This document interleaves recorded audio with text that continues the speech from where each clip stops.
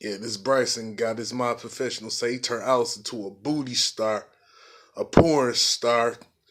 And, he said he had my face in 2013 somewhere around there on a porn website. And he said, as I heard him, I overheard this conversation.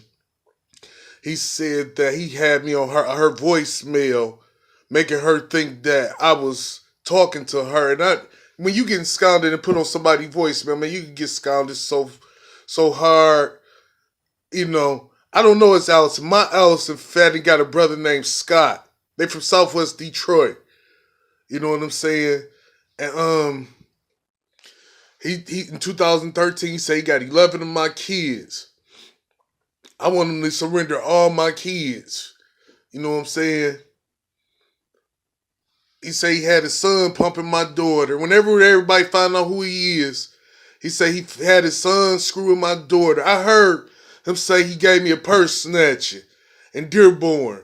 The reason I'm announcing that is because if they could find out who's want me locked up in Dearborn for a purse snatcher, I won't commit. That's the one right there that's telling me everything that's on all 32 of my YouTube stations and that's the person that I've written to the online to the feds since 2013 online with my name on it. And he's also the same guy. I went to the federal building, 2626 McIntyre building on 3rd and Michigan Avenue, 2008 of October. Told him what he was going to do to Alice. He said he was going to do everything. Everything he doing is in the light. He doing it. He got her. He made a few kids with her. Everything. Now he trying to erase me. You know what I'm saying? He didn't have her 2008. The federal reports speak on it in the McIntyre building. It was on the 26th floor. Now they got the federal office bureau downstairs in the McIntyre building. The bulletproof glass one, right? It was 4 pages, 3 pages front and back about what he was going to do to my mama and Allison. He had my mama killed 43 days after October 18, 2008. She died January 1st of the 3rd. It took him, Allison was a white lady and he a white racist man, red man, he said he red man. It took him years for her to have a baby by him, for her to forge child alimony and child support to him. And houses that was supposed to, she said she's supposed to give to me. You know what I'm saying? That's how I could put him out there. But he's the man that want me locked up in Dearborn for a purse snatching. And that's who he is, and that's everything he did to me. The reason Dearborn got investigated 2009 and got black police officers and white blonde-haired police officers working there, because when I was in the hole and getting fingerprinted in Dearborn Police Station, the FBI went and told them that they yelled, Aryan power! They said, did they say that? You know, the rooms that be on 48 hours, the interrogating room in 48 hours. They had me in a room like that in the McIntyre building with a handheld tape recorder. And that's the only thing they wanted to know before they investigated them, got them new police officers out in Dearborn 2009. Because this report was made October 18, 2008. They told me the last 3 pages that spoke on my mama, Allison, I have to go to the police. The police would go to the sheriffs, and the sheriffs would come back to them, who was the FBI. Internal Affairs wouldn't help me, y'all. You see, they got my family. He said he got 11 of my kids. And he said he had false positivity mind professional. This is serious. This is like your kids getting held for ransom. You would do the same thing. You would talk to them if you didn't have enough money and you knew who was responsible for it. Please don't look at me like I'm a snitch. You know what I'm saying? This man, he called me niggers. He prejudiced. We grew up with white people. I got white aunties. My uncles was with.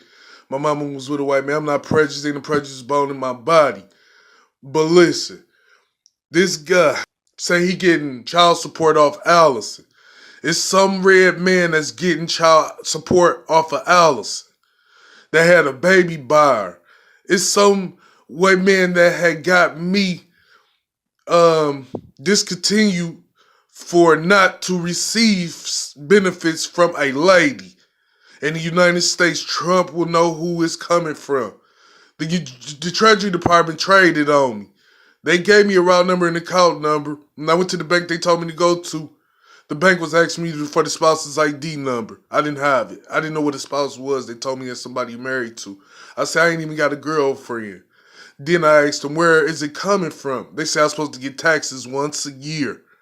You know what I'm saying? They paid me for big homes and restaurants. Business taxes and home taxes I was supposed to get paid for. So I'm giving out too many pointers, you know what I'm saying, to not receive help. This man got 11 of my kids. He said my daughters got fat pussies on them. Man, I started making babies when I was 23. Well, mixed kids when I was 23 going on 24.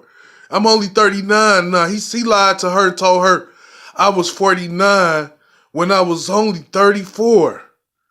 It's not fair. She probably think I'm going on 50 years old. And the reason I found out I got the obstruction of justice, I can remember Patricia Jefferson in 36th District thought Craig Marcel was a Detroit police officer. Let me stop it for a minute. It's the only reason it was an obstruction of justice. Only a police officer, Detroit police officer, can give it to you.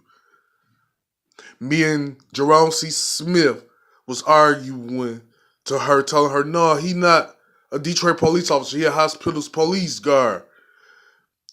You know what I'm saying? And then that's when Jerome C. Smith was like, he wasn't even at the police academy. You know what he didn't pass the police academy. And he's 36 years old. He was 36 years old in 2010. He found out all that information. You know, he showed up at 36th District with a Royal Oak Beaumont uniform on. But I was arrested at Henry Ford, Maine, on West Grand Boulevard at the pharmacy and took to the basement of the hospital once he arrested me for beating on me.